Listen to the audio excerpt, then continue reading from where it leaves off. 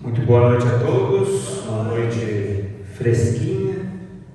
Estamos novamente reunidos para louvar e bendizer o nome de Deus na continuação dessa série de 28 temas sobre as 28 crenças da Igreja Adventista.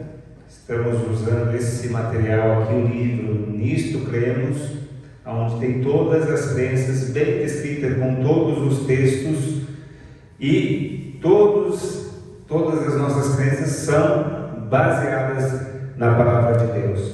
Para quem não tem um livro, nós temos aí no início do nosso inário também, ele já vem dividido pelas doutrinas e pelas crenças. Nós, como igreja, temos 6 doutrinas.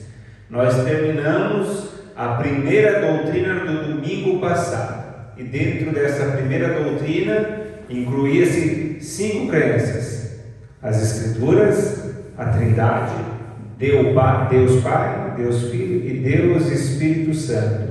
Essa primeira doutrina é chamada de a doutrina de Deus. E hoje e o próximo sábado nós vamos entrar, e o próximo domingo, aliás, nós vamos entrar na segunda doutrina, que é a doutrina do ser humano. Hoje nós vamos falar sobre a criação.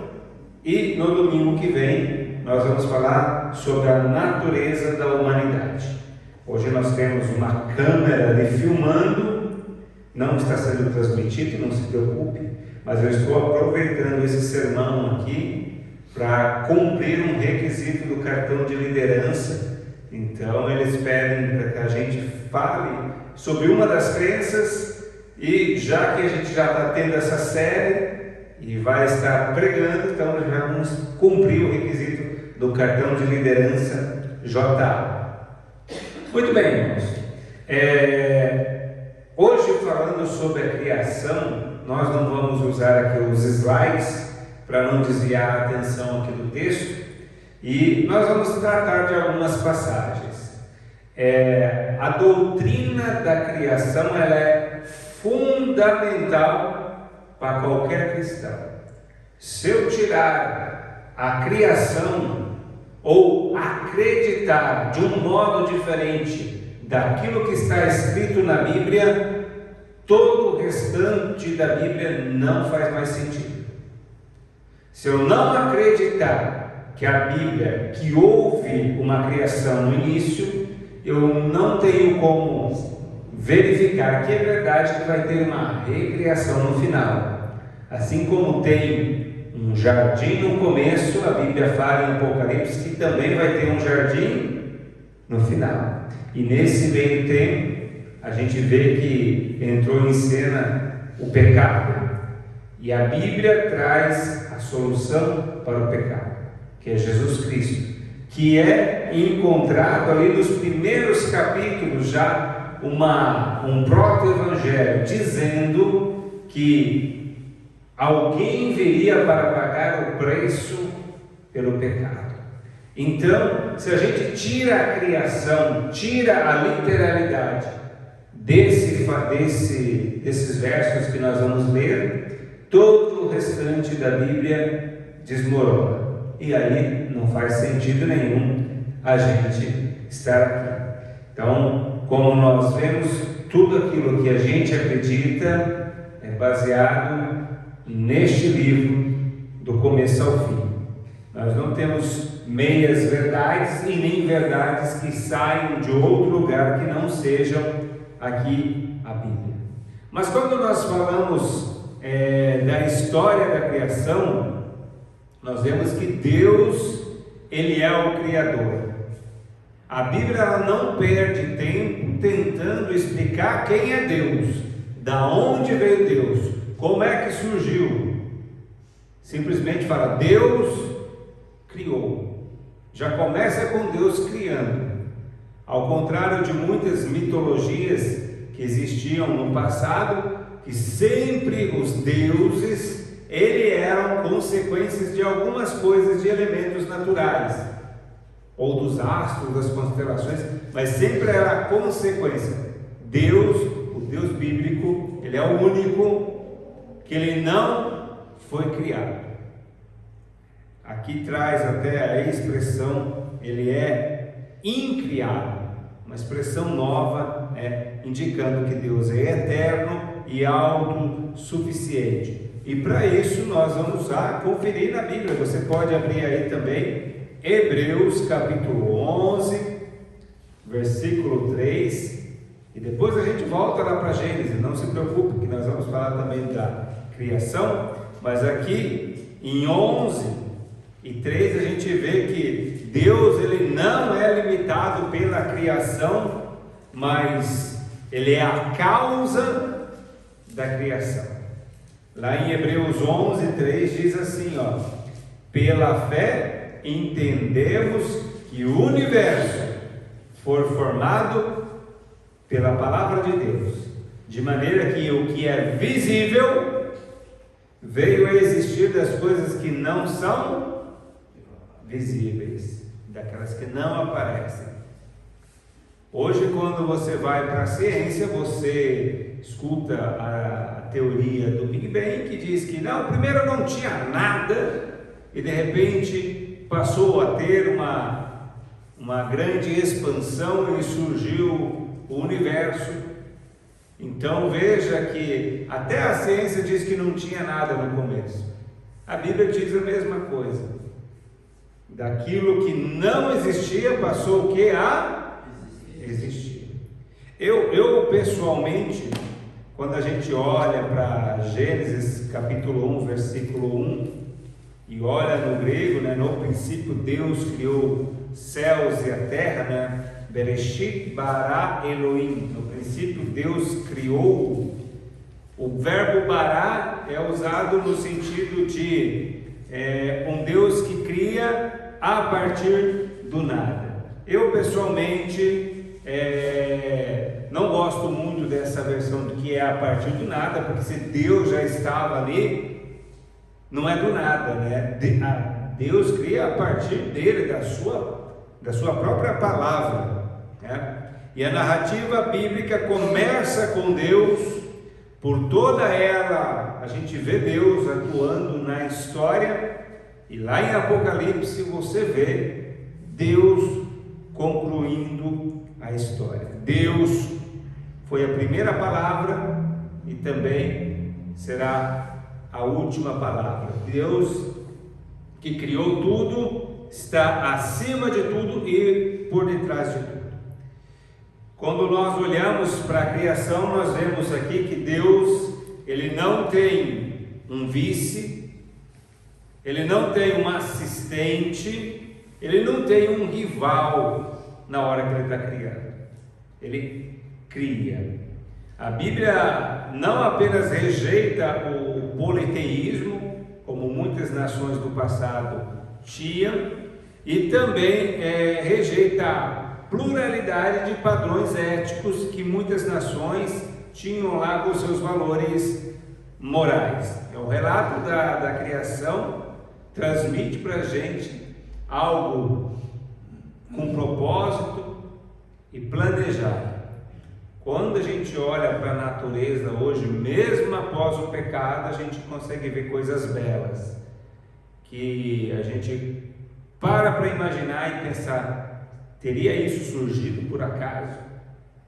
Tem gente que fala que surgiu por acaso.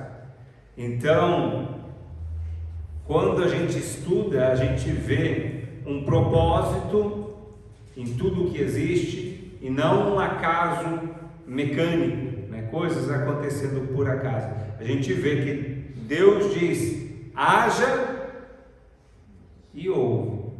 E por várias vezes Deus vai dizendo, haja tal coisa, haja tal coisa. Deus claramente ele planejou a sua criação e executou de acordo com a sua vontade. Em Gênesis capítulo 1, versículo 2, nós conseguimos observar que a vida também ela tem um objetivo e ela tem um significado, Quando a gente olha as formas de tudo que foi feito, os dias da semana da criação, a gente vê Deus atuando e organizando aquele planeta que era sem forma e vazio para que recebesse vida. Até então, aquele pedaço de rocha flutuando no espaço, sem forma e vazio, não tinha vida. Então, antes de ter a vida, Deus organizou toda a casa. É como quando os pais estão esperando um filho, eles vão lá, organizam um quartinho, decora, para que quando a criança chega, está tudo preparado. Deus fez a mesma coisa, né? E a gente vê todos os dias da criação transcorrendo um dia após o outro, né? Todos diferentes dos demais, mas sempre interligados aí com um objetivo, que no final dessa jornada a gente vê ali um repouso sagrado. Nós vemos que esse Éden, que no começo ele foi perdido, ele um dia será restaurado.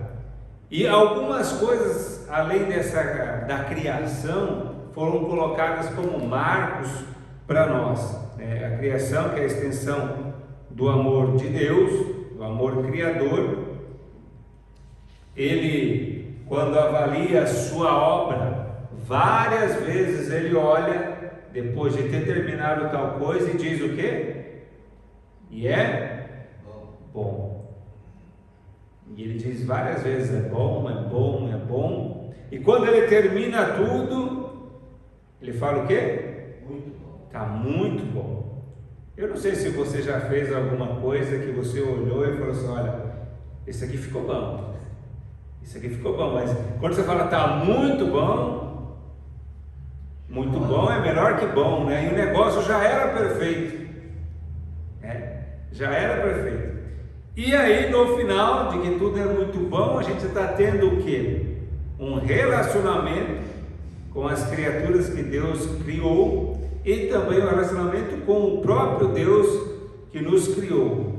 E nessa criação toda, a gente pode ter agora tanto um crescimento moral, um crescimento espiritual, tudo ali estava à nossa disposição, o alimento foi providenciado para a gente, e para a tristeza de alguns hoje, tinha trabalho lá também. Tinha trabalho porque Deus nos colocou para fazer o quê? Cuidar do jardim. Sermos os mordomos daquele lugar. E obviamente que a finalidade desse trabalho era ocupar a mente e fortalecer o nosso corpo. Fortalecer o nosso corpo. Deus, ele agiu como Pai amoroso, como divino soberano dentro dessa criação. Ele modelou tudo e entregou em nossas mãos para que a gente pudesse cuidar, preservar e garantir que aquele lugar sempre continuasse sendo o quê? Muito bom. A gente sabe que teve uma vírgula nessa história. Bom, nós começamos a perceber as importâncias das qualidades que Deus nos colocou. E quando Deus nos cria ali o ser humano, ele cria lá sexo masculino, sexo feminino, isso está em Gênesis capítulo 1, versículo 26 e 27,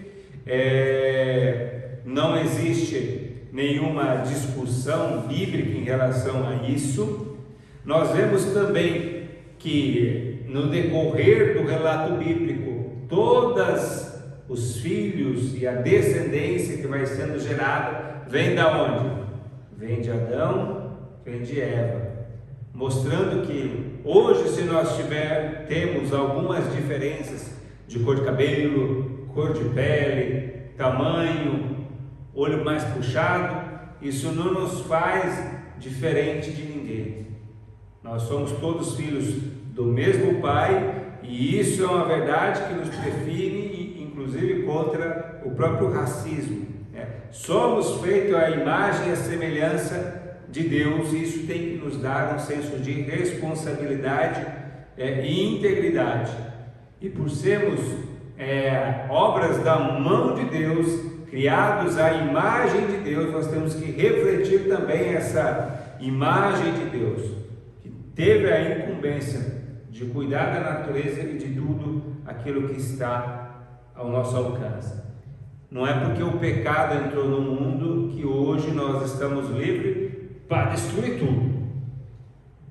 Pelo contrário, em Apocalipse nós encontramos uma advertência que fala assim, que é hora de destruir o quê? Aqueles que destroem a terra. Então, aqueles que destroem a terra estão com o seu castigo sendo guardado. Então, obviamente, a gente sabe que este mundo, ele está corrompido, a gente sabe que ele não tem a tendência de melhora por nós mesmos. Alguns cientistas já colocaram ali que por volta de 2050, se a gente não se autodestruir, o planeta não teria muitas condições de abrigar a vida, e 2050 está logo ali, Então a gente vê que nós temos uma responsabilidade de cuidar desse mundo, embora o pecado faça parte dele. Temos uma responsabilidade moral perante os nossos irmãos. Veja que até mesmo quando Caim matou Abel, Deus foi procurar por Caim e perguntou: o que aconteceu? Quando Adão pecou, Deus foi atrás e perguntou: onde está? Será que Deus não sabia onde que eles estavam escondidos? Deus perguntou: onde estás? Vejamos que a doutrina da criação, ela reforça a importância que todos nós possuímos. Quando a gente acredita que a gente é um produto do acaso, como muita gente acredita, se é um produto do acaso, qual é a razão de existir? Qual é o propósito de existir? Não tem propósito. É por acaso? Foi sorte? Aconteceu? Agora, quando nós acreditamos que fomos criados por Deus, Deus criou com um propósito. E nada pode nos privar dessas raízes, exceto a nossa rejeição, o nosso desejo dizendo: eu não quero fazer parte disso. Então, nós temos um propósito diante desse Deus benevolente, que Ele é intrinsecamente bom, e tudo que Ele fez é bom. Ao contrário do helenismo, que tem um pessimismo dentro da sua cultura, ao contrário de alguns que pensam que o ser humano não precisa de Deus, não, você é Deus, você tem Deus dentro de você, você é um pequeno Deus. Nós entendemos que o mal é um intruso na existência daquilo que desde o começo Deus planejou como sendo bom. O pecado, ele tem manchado, ele tem distorcido a criação. E a gente também não pode subestimar os efeitos nocivos, as ameaças que estão. Mas a crença que a criação, que nós temos na criação, nos livra de descer ainda mais baixo na nossa autoestima. O pecado está aí, mas Deus nos resgatou. Nós temos que aceitar. E a mentira que foi contada desde o começo, colocando a natureza, a vida, o dom divino, o argumento da serpente lá que dizia: não, fica tranquilo, não vai morrer nada. Olha só quanto a gente já passou depois disso. Fica desmascarado aquilo que a serpente disse em Gênesis 3:4. A pretensa, quando a gente tem essa pretensão de imortalidade do ser humano, nós estamos negando a doutrina da criação que diz: olha, se você fizer isso, você vai morrer. E quando a gente fala, escuta por aí, ou tem pessoas que falam: não, a alma é imortal, você só vai sair aqui desse corpo e vai para um outro corpo. Como é que essa pessoa consegue conciliar isso com aquilo que Deus falou. Ele está negando aquilo que Deus falou. É a mesma coisa que Satanás disse: não vai morrer. Então nós negamos Deus, negamos também a criação. Nós temos também, dentro do relato da criação, o último dia ali, coroando a atividade divina, que é o quê? O sábado. O sábado. A gente percebe que a cada dia foi feito algo, Deus falou que era bom, no final falou que era muito bom, e aí no sábado, o que foi feito? O próprio sábado. O que foi criado no sábado foi o sábado, um dia de descanso, de deleite, de comunhão, e Deus, Ele não só cria esse sábado, esse momento, porque a gente fala que é o templo dentro do templo, um momento especial, específico para Deus. E agora você pode imaginar o ser humano que tinha sido criado no dia anterior. Se fosse só para descansar, a gente poderia pensar, mas Adão estava cansado do quê? Ele acabou, foi criado agorinha. Do que ele está cansado? A Eva veio depois ainda. Estão cansados do quê? Não, eles já entraram descansando. É como se você entrasse numa empresa para trabalhar todo empolgado, né? E de repente o teu patrão chega e fala assim: olha, amanhã é o teu primeiro dia de trabalho, beleza, só que amanhã é férias. Você já começa de férias. Que interessante. Só que aqui, né, esse momento que foi criado é justamente para que Deus pudesse estar ali com o ser humano. E eu imagino Adão e Eva no dia seguinte à sua criação, passeando por todos os lugares ali, e Deus contando algumas coisas, falando: olha, essa árvore aqui funciona assim, o organismo ali, dentro dessa água aqui que você não está vendo, lá por baixo tem um monte de peixe, que respira debaixo da água com um jeito diferente de você. Imagina quanta coisa.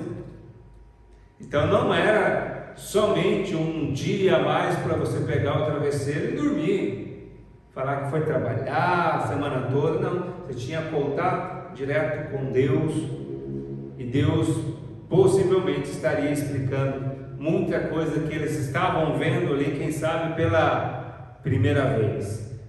Adão e Eva chegou nesse junta-panelas aí de mão vazia, porque Deus já tinha preparado tudo. E o sábado deixa claro que Deus é quem toma a iniciativa. É sempre Deus que está correndo atrás. O sábado foi isso. É Deus. Não tinha motivo nenhum para estar cansado, mas Deus não. Para aqui um pouquinho, vamos conversar, né? Em outros momentos, e aí tem o descanso, tem a bênção, tem a santificação, né? E esse é um convite para a gente também abandonar um pouco de nós mesmos, das nossas obras, e ter uma troca ali com Deus. Deus, ele encheu o sétimo dia da criação com alegria, com felicidade, com contentamento, com a sua própria presença. Com a sua própria presença. Ele abençoa e santifica o sábado. Nenhum outro dia foi destacado dessa forma. Nenhum outro dia. A obra da criação teve separação entre luz e trevas, entre águas embaixo, águas em cima do firmamento. Teve separação do tempo secular, aqueles 6 dias, e também um tempo que deveria aí ser sagrado. Então, os dias da criação nos conduzem diretamente para Deus. Todos esses dias apontam para um dia sagrado. Tanto é que lá no mandamento, quando vai falar do sábado, ele fala assim: lembra-te do dia de sábado. Por quê? Porque em 6 dias fez. E aí tem toda a explicação. Então o sábado, ele não é só o alvo de descanso do nosso trabalho, mas ele também é um alvo da nossa própria salvação, uma salvação que não vem de nós mesmos, mas que é oferecido por Cristo. É um memorial, da iniciativa do Criador, mostrando que nós somos dependentes deles, da provisão divina, e temos que estar sempre em contato com Ele.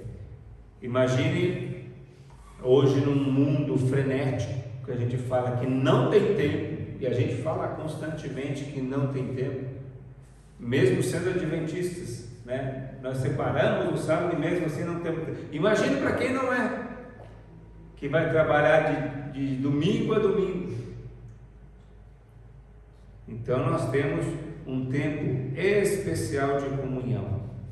Então, resumindo, nós temos a história da criação que provê a resposta de Deus por senso de perda, por senso de solidão, de incoerência, de pessimismo que vivemos hoje dentro da sociedade.